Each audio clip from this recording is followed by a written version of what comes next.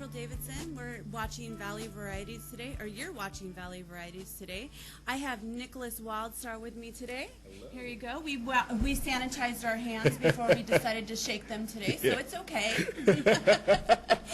And so I brought him in today. I know he has a lot going on, and so I wanted to hear what he has to say. Oh, thank you. And so where do you want to start today? Oh, where do we start? I know, there's so much going on. I'm telling you, I mean, between the mayoral's campaign and Yes. now, there's been so many developments. And, of course, this coronavirus lockdown has been the largest concern for many of the people, not only here in the city of Fresno, but throughout the state of California. So I've actually been involved in the Reopen California protests. Okay.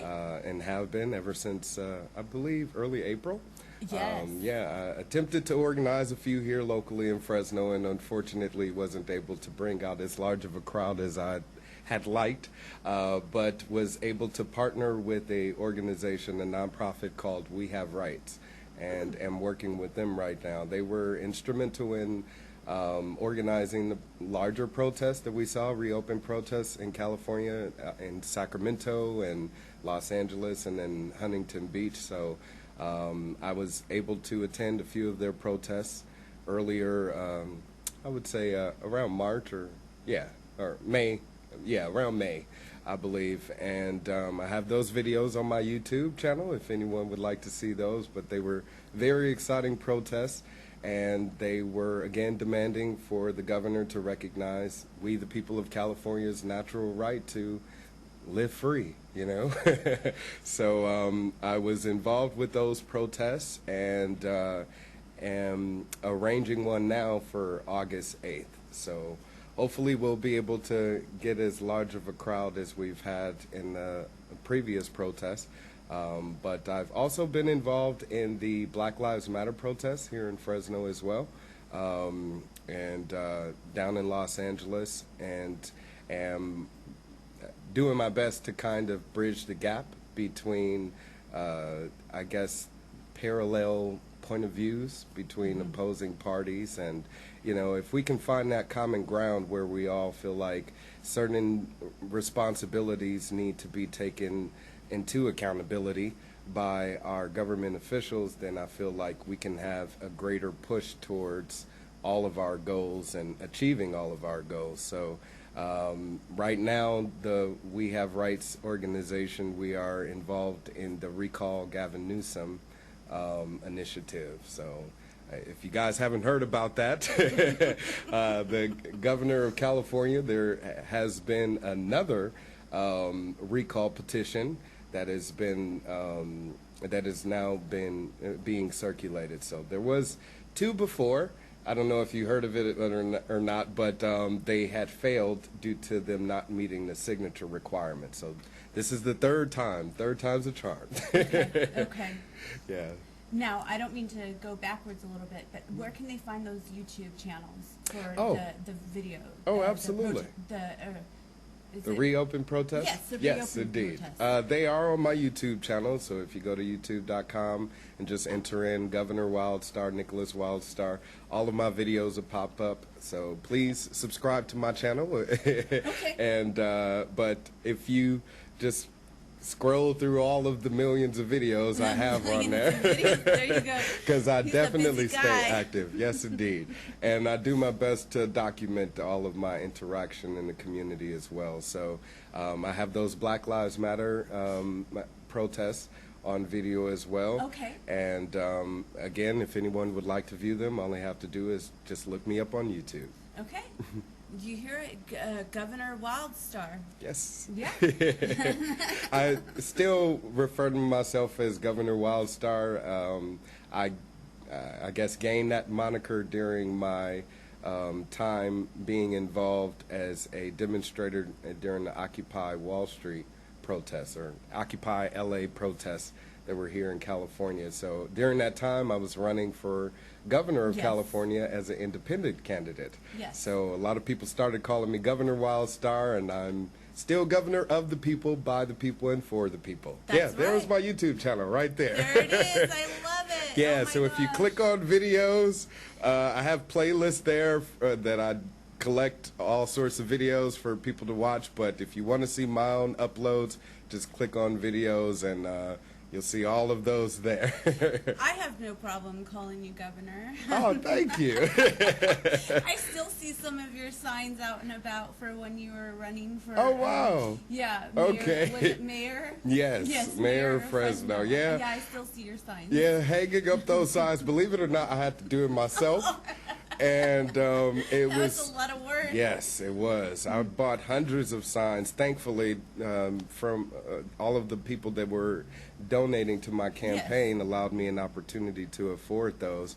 But it was laborious. Yeah. And I did it all on my own. I even have videos of that on my YouTube channel of me actually digging holes and climbing up poles and all sorts of stuff and being called by the city to remove signs. And Oh, no. yeah, it's an adventure indeed. Yes. But Oh my goodness. I think that's what it takes to be a representative of the people, is to show them the hard work that you're willing to put in to serve the people of the community. Oh, and definitely. you know, be a spokesman for those concerns and needs of your neighbors. And that's really all the role of a politician is. I think we kind of put it up on a pedestal and give it much more of a type of status that it doesn't deserve. These are public servants. And if that part of serving isn't, you know, taken into consideration first and foremost and, you know, offered to the community, I see no reason why we should be supporting any politician that would speak otherwise. Right. Yeah. Where do you think you get your drive from? You're very driven. I mean, where do you get I'm a that? Leo, so I get it all from the sun. Okay, you know? there's more to it than that. Oh there. yeah, definitely. Where do you think you get it from? I think I've just always been a determined person. Okay. Even as a child, my mother had nicknames for me, you know, where she called me Big Man. Okay. And I had an aunt call me Little Nickolas because I was a big guy for, you know, a little guy. Yeah. So, I've just always been a strong-minded individual, someone who's persistent in achieving their goals and dedicated towards, you know, any type of cause that I feel like is deserving of that energy. And throughout life, we go through our ups and downs as individuals, our self-discovery, and we want to realize what is it that we're here on this planet for, you know? And oftentimes we feel like it's whatever occupation that we've taken up or career. And sometimes those careers aren't as edifying as we would like for them to be. And you have a lot of people working jobs they hate. And, you know, I've seen it before. yes, and I think we go through that as individuals, especially those of us in the working class that have to go through those ranks in life to get further in life. Right. But also throughout that pursuit, you're able to learn what it is that you really want. And if you focus on that in particular, and I happen to be one of those persons where I felt like I didn't want to just continue to work a 9-to-5 job and, you know, dead end going nowhere. And you can work for money, and, you know, money is great. You know, it provides a lot of things, but it doesn't buy happiness. Right. As much money as I've had, it always has boiled down to my own personal happiness and me being a centered individual. And what I do with that money that makes me happy. And I've spent a lot of money running for office, especially with this mayoral campaign. It was $3,500 just to file as a candidate. Oh my gosh. Is that crazy? Yeah. So, and I don't think the majority of people out there have $3,500 just to throw away to put your name in the book, you know? I was excited. I found $10 in my pant pocket. Oh my today. God. See, I mean, we enjoy every little bit that we work for because we work hard for what we earn. Yeah. And it's unfortunate that there's entities, government entities like taxes, you know, that take that property, take those earnings, before we have an opportunity to choose what we want to do with it ourselves. So simple things like that about, I guess, our existence, again, in this world, is trying to figure out how we can make that process easier. And there's a lot of things about our lives, our day-to-day lives, that is dictated by politics that, if it wasn't there, would make life much easier, like less taxes, you know?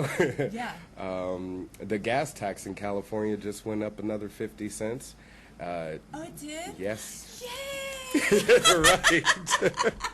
So that makes us now #1 in the entire country as far as the highest taxes for gas. Yeah, so I don't like having that type of a reputation, and I don't think the people of California like that either, and especially when they're paying for it and it's driving people and families and businesses out of the state. So I think when it boils down to leadership, we need more qualified leaders to step up to the plate and take into accordance what really affects us all. And it's really money. You know, is, whether it's social status or any type of racial disparities, it can all be solved through economic freedom.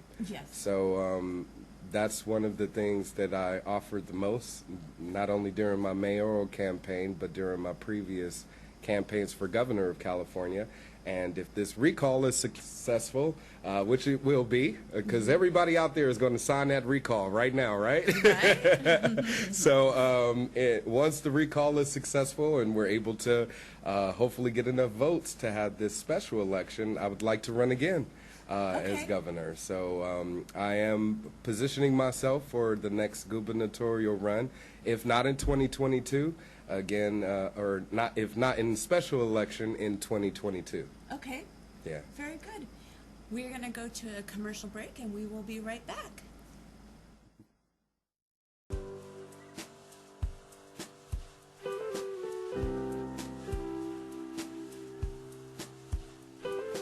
Welcome back. I'm April Davidson with Valley Varieties. My guest, Nickolas Wildstar. He is a star, but his name is Wildstar. Yes. And so we were in the middle of talking about a recall for the governor. Yes. And so if you get that recall, are you going to go ahead and run again? I would love to. Okay. Right now, I have formed an exploratory committee, which is basically just to test the water, see how well received I am by the community. So as I said to you previously, I spent a lot of my own money to run for mayor as well as governor. So unfortunately, I would like to invest more into my family right now, especially with, the uncertainty of, work nowadays because of this coronavirus deal. But if I get people in the community to contribute towards my campaign, I have a certain dollar amount at this time, which is $10,000. Okay. So anybody out there that would like to support my campaign for governor, please visit my website, governorwildstar.com, and I have information up there now to donate, and I have put together this exploratory committee to meet that $10,000 goal. So the majority of that will actually go towards filing fees. To get my name on the ballot in 2022, it's going to cost about $4,500. So that's where the first chunk of money will be going. But the rest of it is going to make sure I have more of those signs going around town. And hopefully I'll have a team to actually help me put them up this time and take them down also.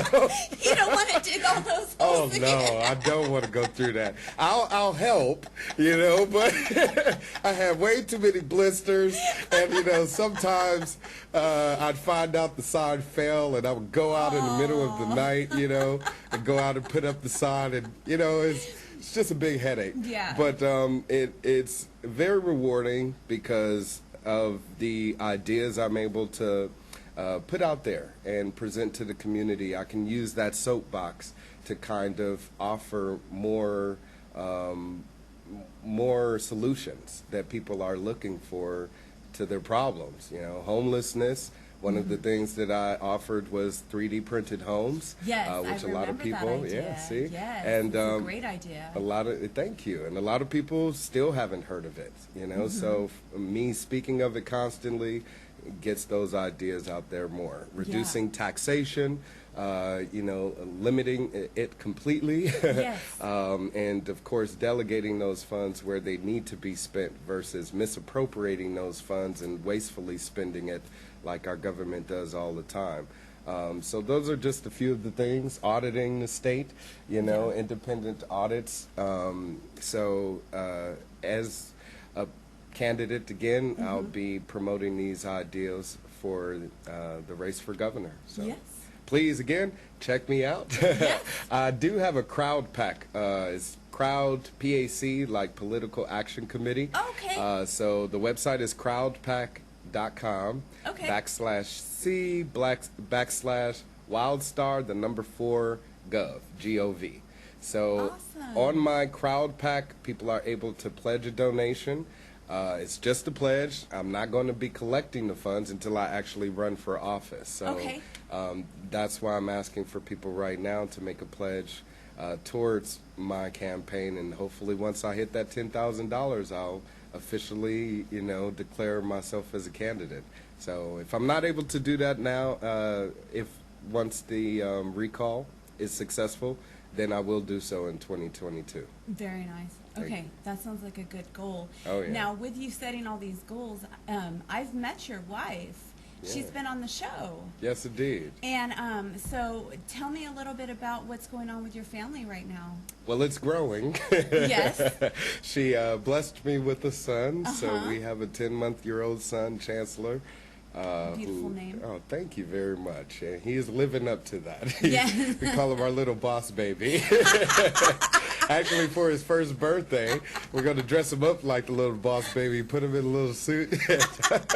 You know, that'll be his birthday party. That'll be great. I'm looking forward to it. But yes, we are a growing family. She's still a great contributing factor to our family, as well as my pursuits in office, because with me having to, you know, dedicate a lot of time and focus towards campaigning, she's tending to home and taking care of the baby and making sure that I've slept and ate some food, you know, at times, and make sure that I'm staying healthy enough to keep running. But That's great. yes, indeed. Just really supportive. Yes, and she also keeps me mentally healthy, mentally fit.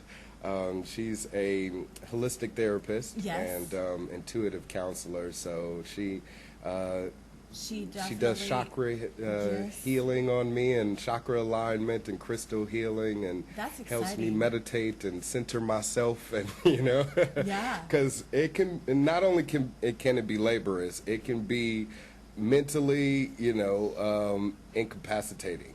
Right, And not just exhausting, overwhelming, but yes, extremely exhausting, incapacitating. physically, mentally, emotionally, many things, financially, you know. Yes. So I guess as an individual, you want to put on your best face, you Oh, know, definitely. put your best efforts forward all the time. And sometimes that can be difficult when you want to be a public representative, because you have so many setbacks and you have so many difficulties, and you still got to go out there and wear a smile and, you know, let the people know that you care about them, even though you're dealing with hardship yourself.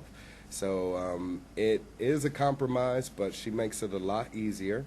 And she's accepted me with my new hairdo. She bummed. A little bit, yeah. She likes me more with the hair. Yeah, she does. Oh. Yeah, so anybody out there watching, if you saw me on here before with April, I have really long hair. Yes, you long, did. beautiful hair. I almost didn't recognize him when he walked in. Yeah, but when she first met me, actually, this was my preferred hairstyle. Yes. And about a year into our relationship after we got married, she's like, "Why don't you just grow your hair?" I was like, "I don't know. Okay, why not?" So it just grew and grew and grew, and it was almost as long as yours. I think it was. Yes, it was very long. Yes. So just recently, I ended up cutting it all off. Wanted a fresh look. Not only for the summer, but this new campaign for governor of California. I bet she'd put a tear down for every little piece. Yeah. Plenty of tears. Yep, a tear for every dread. Yeah. It was lots of them, too. I actually made a video on my YouTube channel. I'm going to have to watch that. Oh, my gosh, that's funny. Yeah, my hair journey video. So. Oh, my gosh. Okay, I'm going to have to watch that. Please do, indeed. Oh my gosh, and so she helps center you. Yes, indeed. She's great. a very powerful woman and very strong woman. And as a strong man, I need that type of a woman in my definitely. life, to not only support me in those times of need, but when the roles switch and she needs to provide, all of those things that I need to build me up. She does that, unwillingly and or willingly and without hesitation. So, thank you to my lovely wife, Crystal Wildstar. As I said, she is an intuitive counselor, and she is still providing readings for people. So, if you want to visit her website, it's crystalhealingarts.com. She is always open and available. Just check her schedule, of course. But yes. I don't want to say that she's always open. Then she gets double booked, and she's like, "You told everybody." Yeah. So please definitely visit her website, support her business as well as mine. We are small businesses. It's funny that people don't think. Entrepreneurship is business until you become big business. Unless you have a brick and mortar or something like that, people don't really see your efforts as being a business. But running a political campaign is a business. I mean, the way they've kind of shaped politics now is, in order for you to run as a successful candidate, you have to have this brand, this label, and that's what you have to promote to people, is the brand, the idea. And it's sad that it has evolved in that way to where we have to use colorful pictures and all of this to communicate with each other.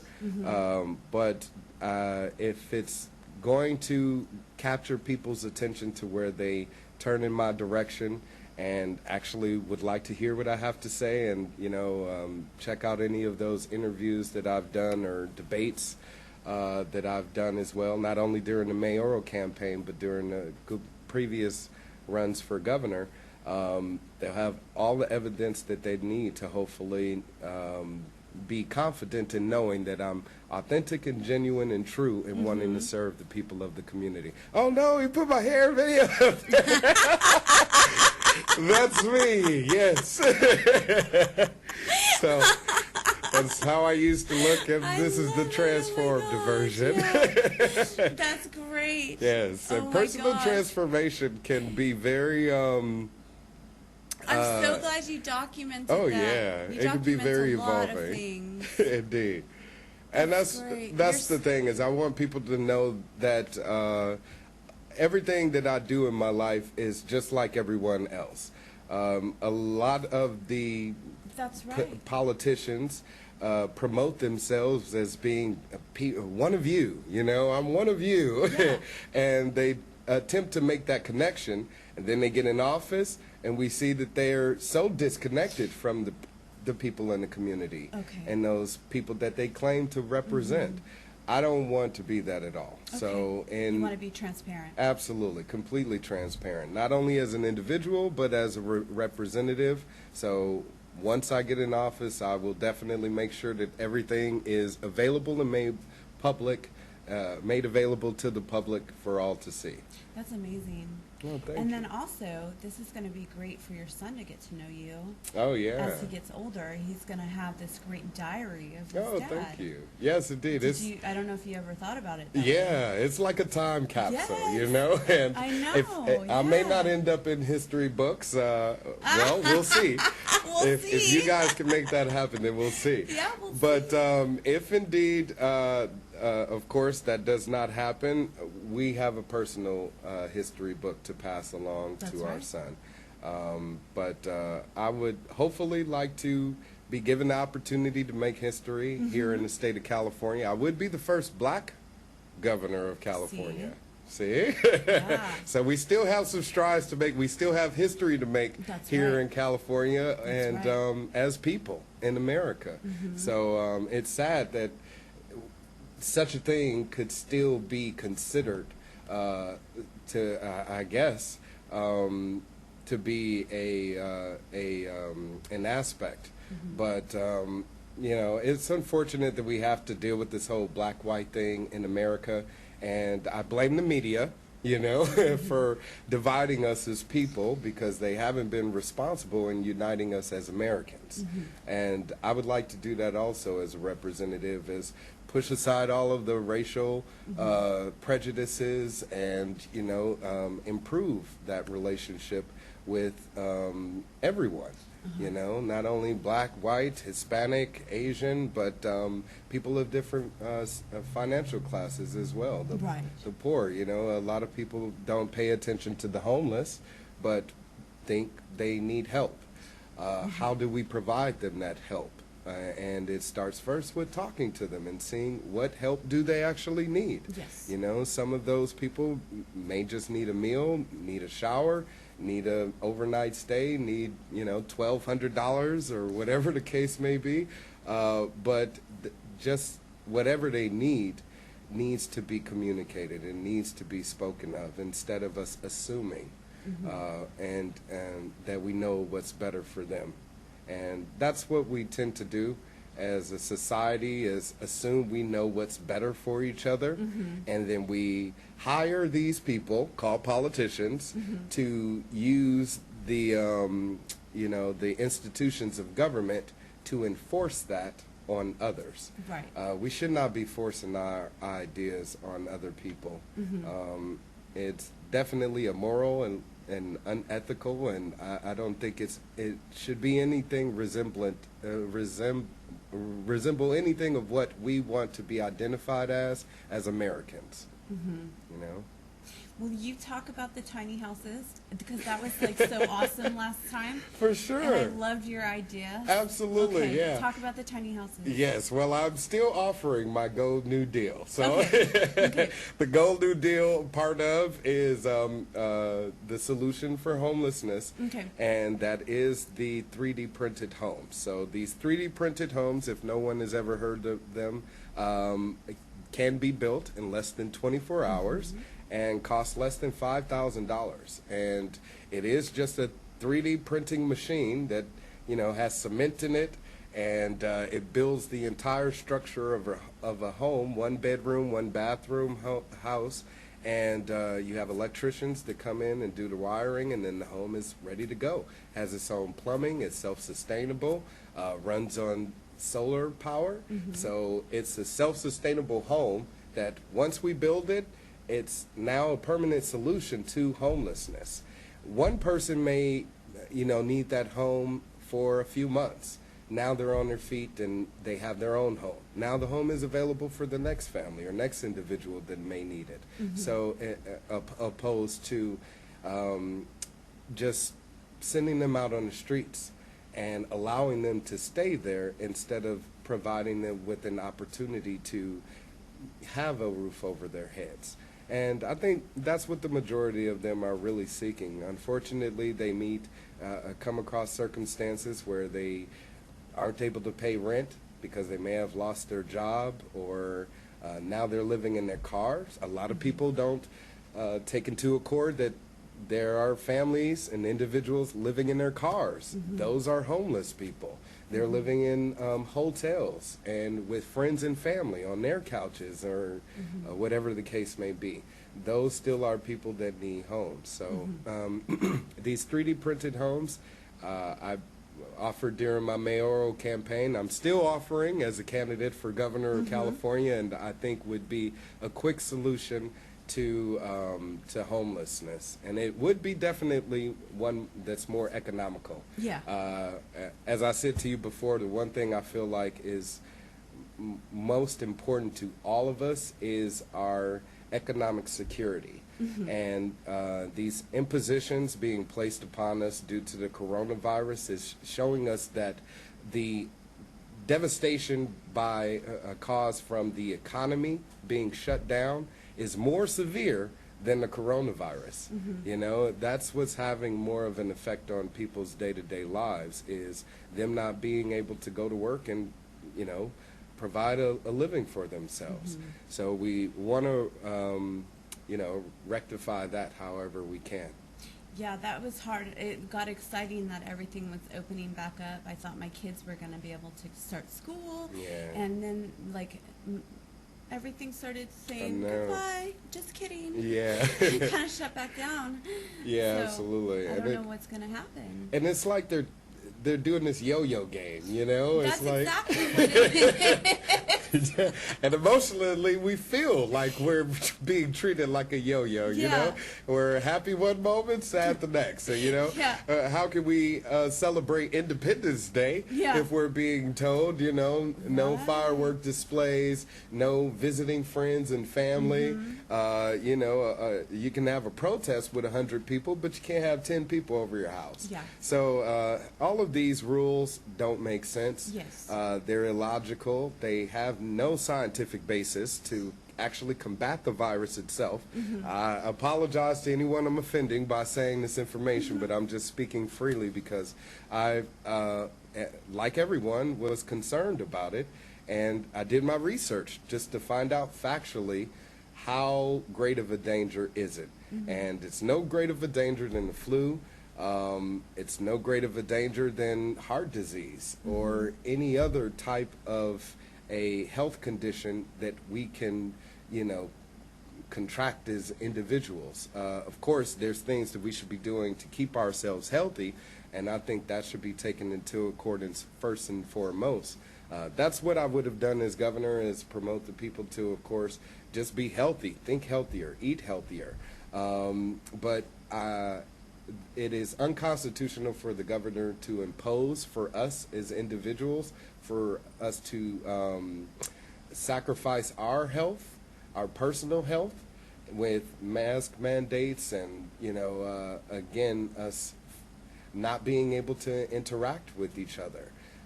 Even the numbers themselves. If you were to contract coronavirus, God forbid, of course, but if you were to and you were tested and they were to find that out, and let's say you were treated and you recovered from it, which the majority of people that contract coronavirus are actually recovering, over 90%, 95%, I believe. So if you were to contract it, they would count that as a coronavirus case, but then you could catch it again. And then they would count that as a second case. Now, even though the symptoms are less severe, that's now 2 cases of coronavirus. What's going on here, you know? So when the numbers can be inflated in such a way, and then it's not being discussed to the public that this is actually how they're coming up with the total of cases that's, I guess, increasing since then, since this all started, then we're being misinformed. We're also not being told about the deaths, the number of deaths, which are actually, you know, being minimized because of the number of cases, you know. So it's They're scaring us. very much so. And we have to wonder why we're being fear-mongered into this state of compliance, because that's really what they want us to do, is do as we're told. And who are these people? They're really, government is nothing but a group of people that we let get around and have meetings to deal with social issues. That's all they are, you know. So I, as a grown man, as a father, and as a husband, want to be able to make choices for myself, for my family, on my own. And if government isn't consulting me first to make choices for myself or for my family, then I feel like I'm being enslaved, you know?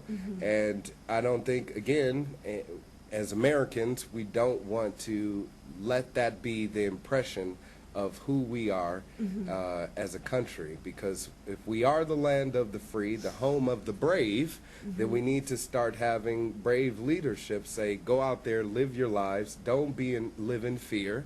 And of course, every day is a risk, so take responsibility for your actions, be safe, you know, and live happy. So it's sad, again, that we don't have people that we put in positions of leadership saying this to us.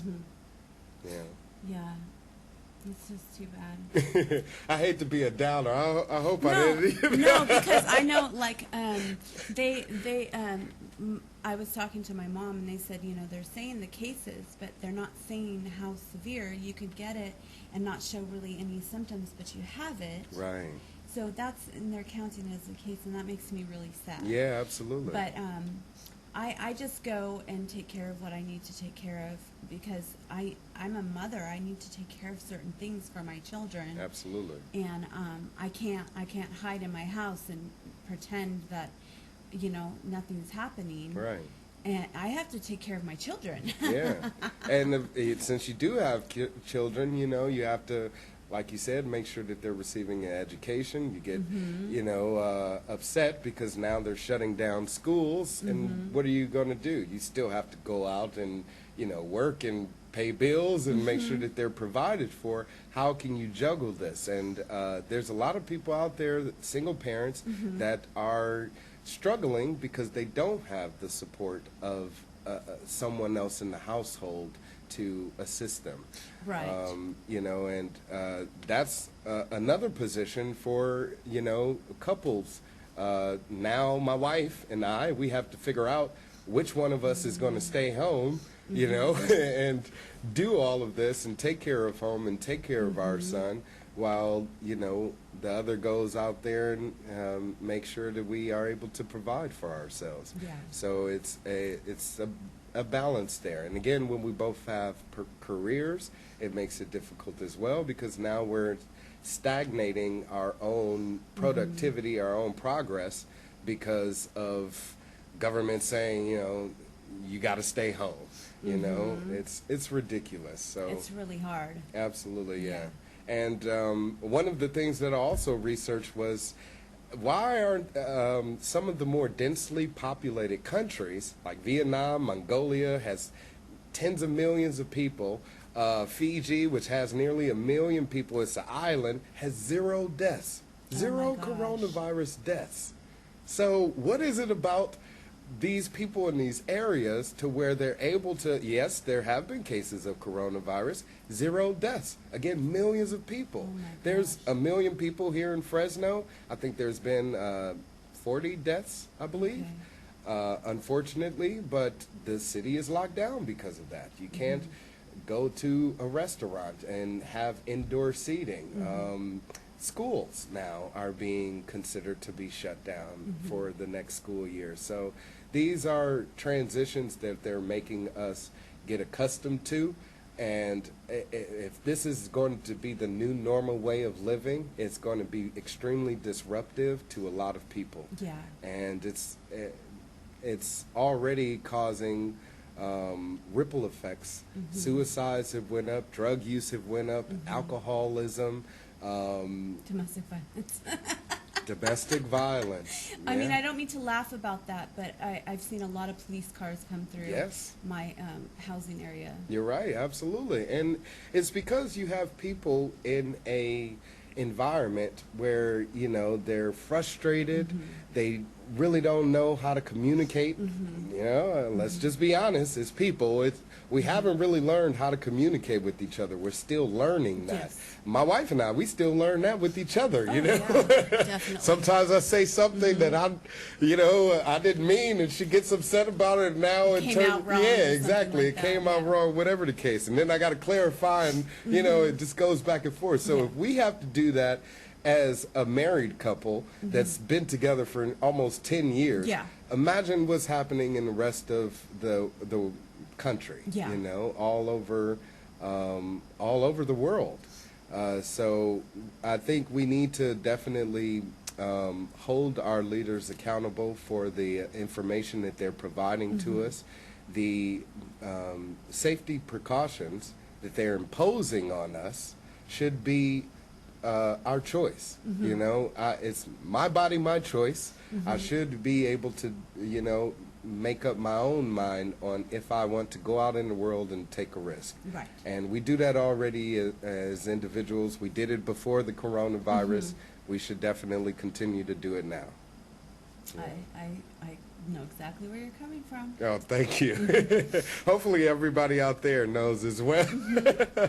Yeah, because that's one of the main reasons why I'm behind the recall effort right now, is because I'm just seeing how it's devastating a lot of people, Yes. a lot of communities. And it is the governor's responsibility, and unfortunately he hasn't taken his role as seriously as we would hope Okay. for him to. I'm not sure if you heard of these payment protection program loans. They're called Triple P loans. Look it up, people. Okay. So these Triple P loans were loans approved by the federal government to assist small businesses, and it was to the tune of, I believe, $1 billion package or something like that. Well, Governor Gavin Newsom was able to get some of the money from those taxpayer-backed loans. We, the people, pay these loans. So Governor Gavin Newsom was able to collect a few million from these loans because he has a winery. And his winery, called Plump Jack Winery, you guys can look it up, was able to receive millions of dollars in pandemic aid. Meanwhile, you have small businesses going out of business all over Fresno here. Larger businesses, you had Starbucks pack up and leave because during the lockdown, they weren't able to, keep up the business. And these franchises, these larger franchises like Starbucks, McDonald's, Chick-fil-A, are owned by individuals. They franchise out those brands. So if you own the Burger King and now have to close it because of the lockdown, it's harder for you to keep that business in operation. Now you got to shut down. If I'm a mom and pop shop, I'm unable to pay my employees, I'm unable to afford the cost to stay in business, now I got to shut down. So this is what's happening all over the state, and people like Gavin Newsom, like I said, who is very wealthy, was able to receive these millions of dollars in loans paid for by we the people, taxpayers. Like I said, I hate to be a downer, but we got to stand up. We got to take action. As an activist, I feel like that's what we all need to be. We all need to be activists, and at some point, I've went out in these reopen protests and met people that have never protested a day in their life, and they're like, I just see what this is doing. I can't go to church because the church is closed. And now that Gavin Newsom, even if your church is open, made singing in church, against the law, if some code enforcer was to come into a church and see people singing, they can dole out tickets to everyone. If you go to a park and see people, families playing in the playground area, or people riding their bikes or going around jogging, they can be ticketed. If I have a business, a brick and mortar shop, and I actually want to open it to the public and say, hey, it's your choice if you want to come in or not, You're taking the risk, I'm taking the risk, and since we are both taking the risk, it's a, understanding. We are grown people, and we came to that agreement ourselves. But government comes in and they play dictator. Now the business can be fined, you can be fined as a patron, and it isn't making anything better. It's only making the situation worse. So when it comes to accountability and making sure that our public representatives are taking responsibility for their actions, it's up to us to hold them accountable. So the recall Gavin 2020.com. Please visit the website. Print out the petition. Excuse me. Print out the petition. Sign the petition, of course, and circulate it. We need about 1.5 million wet signatures. So you can't sign the petition online. You actually have to sign it physically. So please sign the petition. Have 10 of your friends or family members sign it as well, and send that into your local elections office, because the sooner we can hit that 1.5 million signatures, the better. The sooner we can have the petition or the recall put on the ballot. So the recall works in 3 ways. First, get the signatures. Second, have the recall put on the ballot so we can vote on if we want to recall him or not. And hopefully once that is a go and everybody votes yes on the recall, then we would have a special election where then we would get to vote for a new governor. And that's where I said again, hopefully people out there will have an opportunity to vote for me instead of Gavin Newsom. So please, like I said, sign the petition, recall Gavin 2020.com, and yes, sign that ASAP, because even though the 1.5 million signatures is the goal, we want to get 3 million. Because with the previous 2 attempts, that was the issue, was that we didn't hit the signature requirement. So please, everyone out there, we want to make this as successful as possible. There it is, right there. Recall Gavin 2020.com. Let's do this, California. So yes, you can print out the petition from there. It has all of the information about where you could find local offices near you. So you can click on, I believe it says state there or something, locations, and it'll produce a drop down. There you go, right there. And there are all of the counties. And if you click on the county that you're in, it'll tell you where you can go somewhere locally to either sign the petition and or return that petition in, so it can be counted. So, but yes, please visit that website and take all of the information in there. Read it thoroughly so you're able to properly communicate to others why they should support the recall as well, and get that signed. We want that submitted as soon as possible. As soon as possible, okay. Yes. Okay. Is there anything else you'd like to talk about this evening? I think I said a lot. Okay. Well, but of course, I'm always happy to say more. Well, so I want you to come back. All right. I need you to come back. We need to keep talking. I would love to, indeed. Yes. So thank you so much for coming, Nickolas. Indeed. And that's all we have for this evening. We've gotten a lot of talking taken care of, and we've heard about a lot of issues. So thank you so much for staying with us tonight. Bye. Bye.